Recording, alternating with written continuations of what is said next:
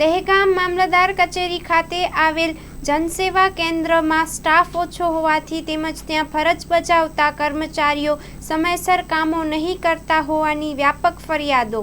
ગાંધીનગર જિલ્લાના દહેગામ સેવા સદન કચેરી ખાતે આવેલ જનસેવા કેન્દ્રમાં દહેગામ તાલુકા તેમજ શહેરના મોટી સંખ્યામાં લોકો 7 થી 12ની નકલો અને ખેતીની લગતી તમામ પુરાવાઓ લેવા માટે આવતા હોવાથી આ કચેરીમાં લાંબી લાઈનો અરજદારોની લાગી રહી છે અને અરજદારને એક કામ માટે 2 થી 3 ધક્કા ખાવા પડતા હોય છે। ત્યારે ત્યાંના ફરજ બજાવતા કેટલાય કર્મચારીઓ 4 વાગ્યા પછી કમ્પ્યુટરમાં સર્વર બંધ છે એવું કહીને અરજદારોને પાછા મોકલી દેતા હોય છે અને ત્યારે 4 વાગે આ શાખામાં અરજદારોની રજૂઆત પ્રત્યે અમારા પ્રતિનિધિએ સ્થળની મુલાકાત લેતા કમ્પ્યુટરનું સુવર્ણ બંધ કરી દેવામાં આવ્યું હતું। તેથી અમારા પ્રતિનિધિએ સર્વર ચાલુ કરાવ્યું હતું। ત્યારે અરજદારો આ સમસ્યાથી ભારે પરેશાની ભોગવી રહ્યા છે।